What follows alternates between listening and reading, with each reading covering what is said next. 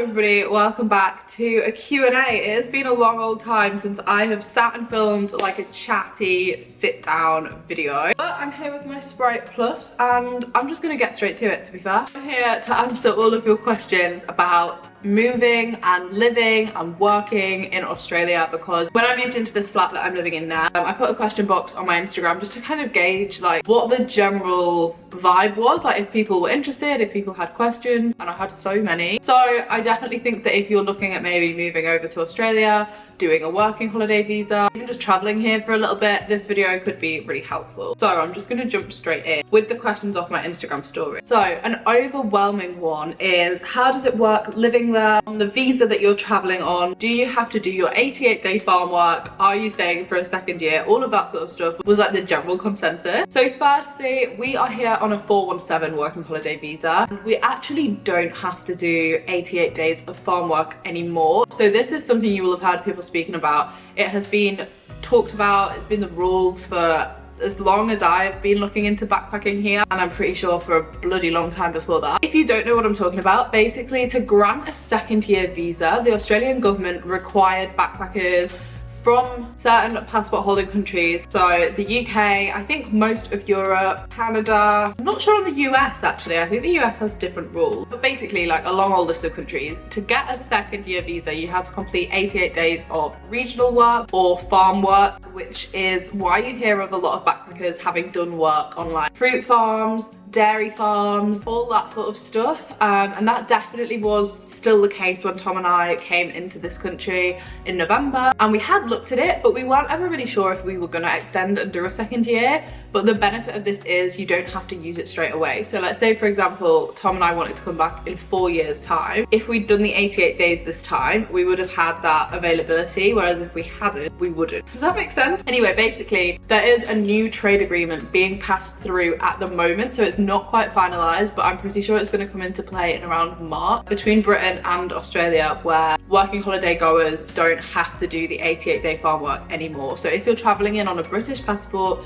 you're automatically granted 2 years in Australia without doing any regional work. And I could be misquoting this, but I've heard this from like multiple different like official sources. The rules are changing. Basically the trade agreement between the UK and Australia is updating at the moment, and it will be really good for backpackers. It also means that the age for working holiday visas is extending up to 35 from 30, which is also obviously really cool. So yeah, there's a lot of pros coming in with that, and that means we don't really have the stress of like needing to do the farm work, because we could probably stay for a second year without doing it. It's just lucky, it's just the timing. Obviously if I'd come in 2020 and done a working holiday visa then, as I sort of intended to, that would have been different. But just because of the timing of all of this and the pandemic and Brexit and everything else, it's just working in our favour right now. Somebody said, other than Christmas, when is the best time of year to go to Australia on a working holiday visa? I mean, if you're coming for a year, anytime, because you're going to experience the full year. But I definitely think if you're travelling the East Coast, the best time to do that is kind of between November and March, just because that is the summer. You're going to get better weather. Northern Queensland does have a wet season. Personally, I thought December was like the ultimate month to do the East Coast, because it's not quite the rainy season up in like the tropics. But it rained the whole time we were there, so you can't predict the weather. But I don't think there is a bad time. How does healthcare work when you're out there? Truly a great question. So Tom and I obviously took out travel insurance. We did this with World Nomads on this trip. And when we were in Southeast Asia, we took it out with Safety Wings. I really recommend both. Like, both policies have been so good. They cover so many activities and they are specific for backpacking. We've also just set up our Medicare, which, to be honest, I don't know the ins and outs of it, but it's basically the like health program that is available to people backpacking in Australia, so that if you go and you like need a doctor's appointment, for example, you'll be like registered as in the country, and they're aware that you're like here traveling, and they can see like your medical history and your nationality and all of that sort of stuff. And I don't really know how it works, but I think that again there's some kind of partnership between the UK and Australia, so like the NHS and the healthcare here, which means that having Medicare set up brings the cost down. It does still cost money, it's not free healthcare, but Australia doesn't have free healthcare anyway. It has like a hybrid. And I'm not going to go into details because I don't fully understand them, and to be honest, touch wood, I'm just hoping that I don't need a doctor's appointment. But we do have a friend actually that last week went to see a GP and it's just like an upfront cost. Obviously not ideal, but like he was able to get an appointment like that same day, which actually is better than the UK right now, but did have to pay for it. So a lot of people are asking this actually, why Melbourne? Really, there's not a deep reason to this. We ended our route here. So we travelled down from Cairns to Melbourne, which was the opposite of what I did last time. And I think that we always had in our heads that we were going to be picking between Sydney or Melbourne for like a 3-month, 4-month window, because although yes, we have come here to live, we also don't ever want to be based in one place for like too long, because there's so much of this country to explore and see that we wanted to do as much of it as possible. So where we picked to be based first wasn't really ever going to be like the only destination. Like we probably will live in another city, or we'll like stay in like an Airbnb for like a month, maybe in Sydney, maybe in Brisbane, maybe in Perth. Like, kind of slower traveling for multiple reasons, to be honest, because one, backpacking for a year straight, personally I think I'd find it exhausting. Staying in hostels for a year was just not on the card. I'll be honest, it is a time that we're using to save up. We spent a lot of money traveling the East Coast because we did so many activities, and we weren't doing it like on a super cheap backpacker budget. For me, I'd rather spend a little bit more money and then like save it back up again, but knowing I've done like everything I wanted to do, if that makes sense. So we're using Melbourne as a base to work and to save up and to just like have a bit of downtime from constantly spending money and constantly going out and constantly eating out. And like, I've deviated off the question so bloody much. Basically, I love Melbourne as a city. I loved it the last time I was here, and I knew we were ending our route here. So once we arrived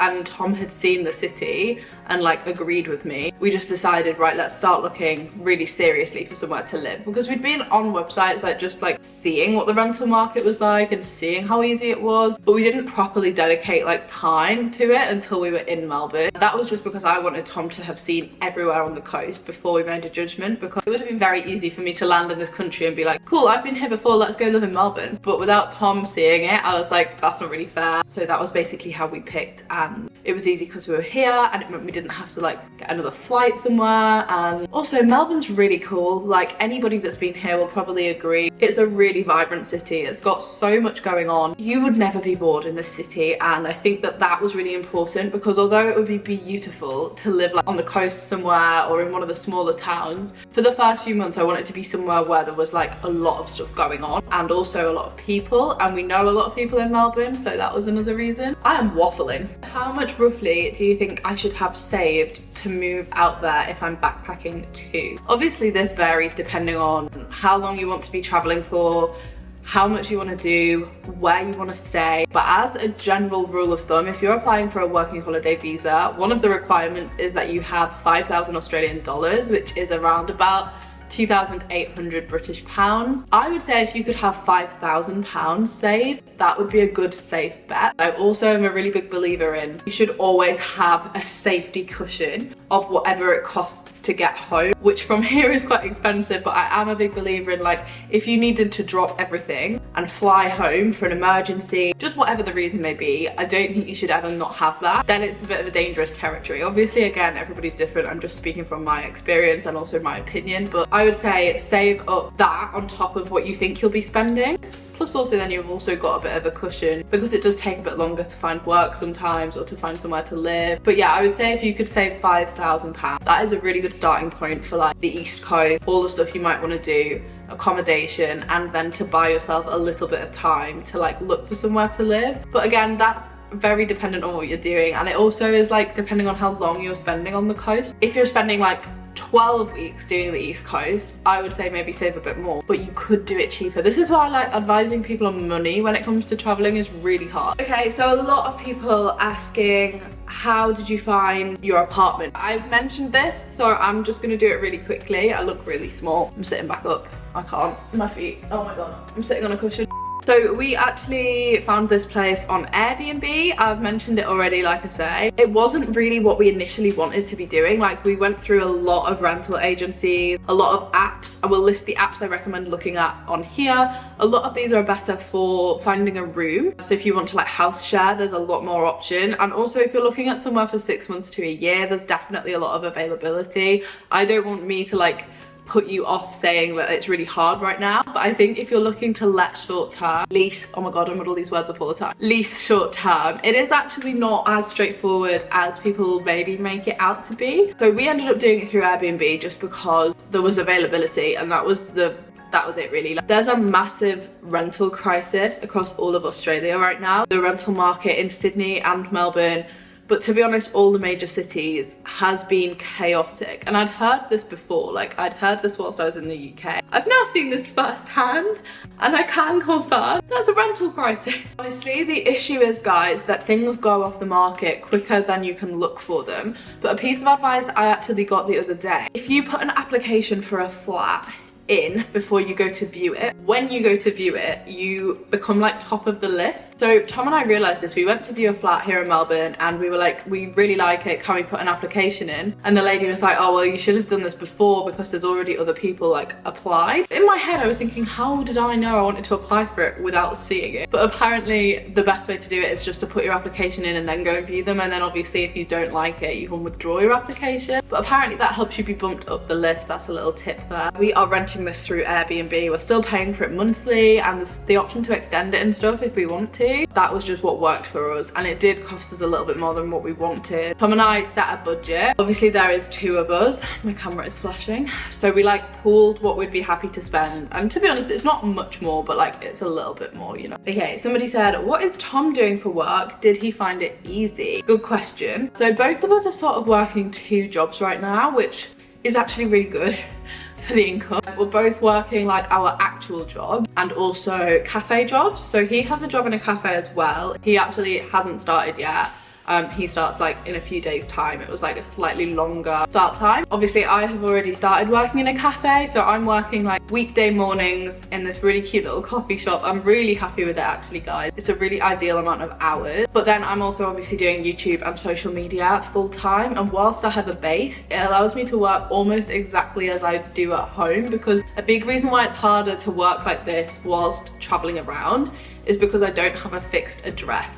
So like for the last 2 months, I haven't really been able to work with brands because brands can't send me anything because I don't have an address. So now I do have an address. It means that I can have all the stuff I'd usually have shipped to my address in England sent here. And although it takes a little bit longer, the fast-tracked post service to Australia is actually not as long as you think. It takes like 5 days or 7 days to come from the UK. I don't think that's that bad. It's really good because it means I can work like full-time social media. And then Tom is also doing a lot of freelance graphic design. He did look for a graphic design job here in Melbourne, but that proved quite difficult just because a lot of places are looking for like full-time contracts, and they want you to lock in for like 12 months, or they just won't get back in touch with you, because obviously when you apply for a job, you also have to state that you're here on a working holiday visa, and a lot of places kind of are like, that means they're very temporary, they're going to be flaky, we probably won't hire them. Which is why casual work and like waitressing is so much easier to be employed in, because they have a high turnover of staff anyway. So he's doing a lot of freelance bits, basically got a whole like website e-commerce thing going on, and something's going to be coming very soon, which I think is really exciting.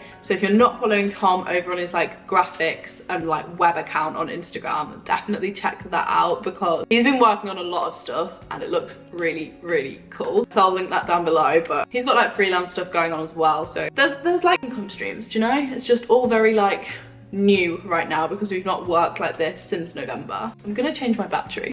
There we go, we're back. Somebody said, what would you compare the cost to in terms of the UK? Is it similar to London or similar to cheaper cities like Leeds? Again, it depends where you are. I think Melbourne I would compare probably to maybe Manchester, like slightly cheaper than London, but maybe, actually maybe not. I would say Sydney and Melbourne are comparable to London. They're expensive cities, but I also think if you work in one of those cities, the pay is slightly better than what you would be paid in London. So swings and roundabouts really, but I would say the big cities are comparable to London. And then I would say that the slightly smaller cities, maybe like, well, Brisbane is not really a smaller city, but Brisbane, places in Queensland generally are a little bit cheaper. And the further off the beaten track you go, obviously the cheaper it is, but not much. The price doesn't vary that much up and down the East Coast at least, because it's a touristy route. It's a really popular backpacker route. They don't need to change it up because they know people are going to be paying it. So I would say that unlike the UK where the further north you get the cheaper it gets, it's not really like that here. But I imagine if you like straight off of the beaten track, it might be. Somebody said, how long would you recommend to travel the East Coast? I would say anywhere between 3 weeks if you wanted to do it really quickly, and 3 months. Like, I think we did it in 6 weeks this time, and that was a really good amount of time. Like, it didn't feel like we were rushing really at any point, but it was like we weren't in one place for too long, because I do think it gets easy to be like, oh, I really like it here, let's stay. But the thing with the East Coast right now is that you have to have like onward accommodation booked because it's really busy. You kind of have to pre-plan how long you want to be everywhere, which, to be honest, Tom and I didn't love as much. Like, when we were in Asia, if we really liked somewhere, we'd just stay. So like, for example, we loved Thailand, so we extended our visas, we stayed in Thailand. It's harder to do that at the moment here because of how busy it is, but I would say 6 weeks was a really good amount of time. Is it affordable to travel without staying in hostels? I'm gonna be honest, in Australia,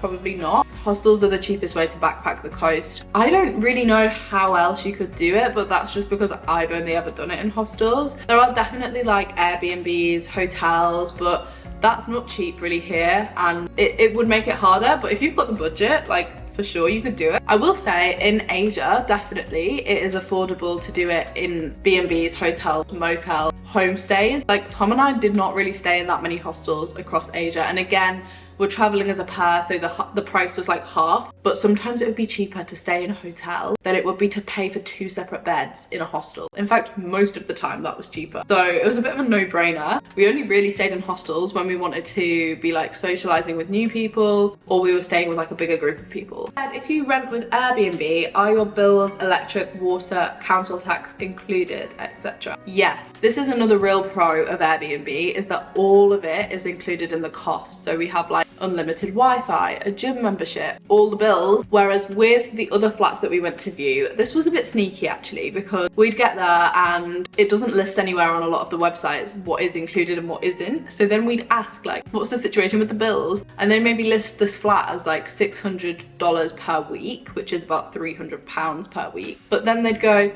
oh, but actually that doesn't include any of your bills. So if you want Wi-Fi, that's another $60 a week. And if you want electricity, that's like $100 per quarter. And if you want water, and it's like, where was this on the website? So there was a lot of hidden costs, and sometimes you'd think you were getting a bargain, and then you'd speak to them a bit more and you'd find out none of that was included. So it also just makes it a bit more complicated, because you'd be setting up that payment and like having separate money going out at separate times, whereas with Airbnb it was easier, to be honest. So yes, it's all included. I'm thinking of taking a 60-litre backpack with a 25-kilogram weight allowance. Does that sound about right? Yes, definitely. My bag is 60 litres and it weighed 17 kilos when I left. Probably weighs more now. But I think you don't want to be carrying any more than 25 kilograms on you anyway. I think anything more than 20 kilos is too heavy, to be honest. Like, you have to be able to lift it. And unless you're like pretty gym and pretty hench, 20 kilos weighs a lot. Like, I would say aim for around 15. 17 was too heavy, to be honest. Tom's was 15, mine was 17. That was quite enough. I will link my backpack down below though, because it is really good. Like, it has an additional backpack that's another 20 litres, which like zips onto the front, which I've been using to like take around with me. And that's like almost an extra hand luggage, because like to check the bag in, I would like zip that on and check it in. But then when I'm moving around in the country, I can like unzip it and have it as a separate backpack. It's really good. It's from Mountain Warehouse. It costs like £63. Do you think living somewhere more permanently will make it harder for you to go home? I definitely think it feels like we're setting up a bit of a base in Melbourne, and Tom and I were only saying yesterday how it already feels like we've got a bit of a support network here, because like I mentioned, we know a lot of people already in this city. So we have about 6 or 7 like really good friends that live here already. 4 of them we met whilst backpacking in Asia, and 2 of them we met on the coast in Australia. And then also we both know people from home that are going to be in the city for like a bit of time. So it definitely feels like a good place to be based. And I said to Tom, we've seen like these 6 friends over the last week. When I'm at home, my friends live all over the country. It would be so rare for me to see 6 friends in the same week that it feels almost as if, not I have more friends here, because that's definitely not the case, but just like there's a really nice network around us in Melbourne, and it does feel really homely. It might make me not want to go home as much, but I also think there's an element of, now that we've got a bit of a base and a home, it's making me miss my actual home comforts, because like when I'm in a hostel, I'm not really like comparing that bed to my bed, because it's not like you know, it's not my house. Whereas this is like, oh, this is our home for a bit. What do I miss about my actual home? I don't know, does that make sense? Maybe it doesn't. Best locations to live in Melbourne, really good question, and this depends on so much. There are some incredible suburbs of Melbourne, and I think I might do a video where I like to visit all of them, just because that could be fun and I would enjoy it. But for example, to name a few, I think Fitzroy, Carlton, Brunswick, St Kilda, Kensington, there's like a lot of little suburbs, and it sort of reminds me actually of, in London, there's so many different boroughs of London that they almost feel like different towns and cities. Like, it's kind of like that here, and every single suburb has something to offer. So it really just depends, and I think it's worth doing your research. Tom and I opted to live in the centre just because we knew that we were probably going to be working in the centre. The trams are free here, and it's a really easy base to get out of the city. And also a lot of the time in the suburbs you might need a car, or at least to be located near a tram stop or a train station. We knew we weren't going to be buying a car here, so yeah, it was a lot of like but also we were looking in the CBD because we were in the CBD at the time. Definitely it's worth looking slightly further out though. Is applying online for jobs or handing your CV in person better? Personally, the job I've actually got now, I got from applying online, but as a rule of thumb, I would say it's slightly more personal when you take your CV in somewhere. Sometimes you hear back from them, most of the time you don't. So I was just giving it out left, right and centre, to be honest. And I got that printed here, I made that here, but a lie, I didn't make it.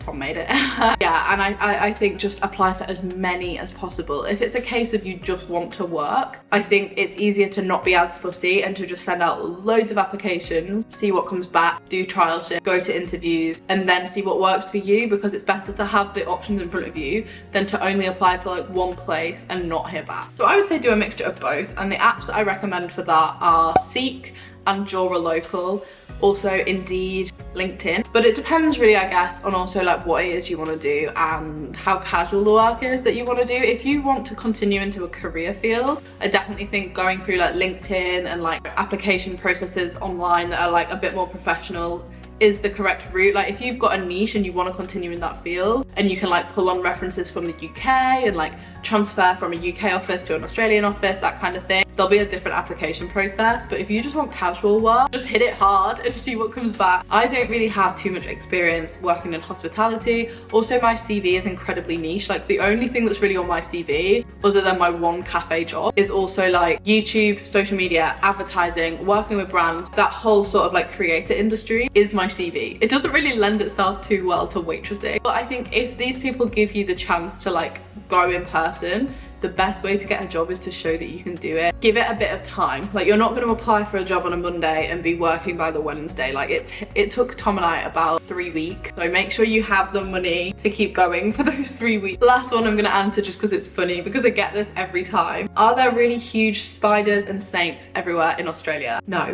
If there was, I wouldn't be here. Some of you might know I am particularly terrified of spiders, like really bad. Not too bothered by snakes, but don't get me wrong, I wouldn't want one in my house. That's also sort of why I opted to live in a city, because I would be quite on edge about it. Like I'd be actively losing sleep a little bit if I was out in the middle of nowhere. But I can honestly say, on my life, I have not seen a single spider inside anywhere up until now. Why have I just jinxed myself though? Why have I just jinxed myself? I don't think they climb high-rise buildings. I've not seen a snake at all. Oh no, I saw a snake on Fraser Island. I have seen big spiders like out in the wild. I saw big spiders on Fraser Island. I saw a lot of spiders up in Cairns, but like they're in the rainforest and they're like in the parks and like they're in their spaces. Do you know what I mean? Like they're not ever really in your personal space. Melbourne isn't really known for having like a big population of spiders and snakes. Don't get me wrong, I'm sure if you venture out of the city, you'd find them. I really think that people big that up to scare people. I hear it all the time. It's like, oh, I can never go to Australia, they've got spiders. You will not meet somebody with a bigger fear of spiders than me. Like, you just won't.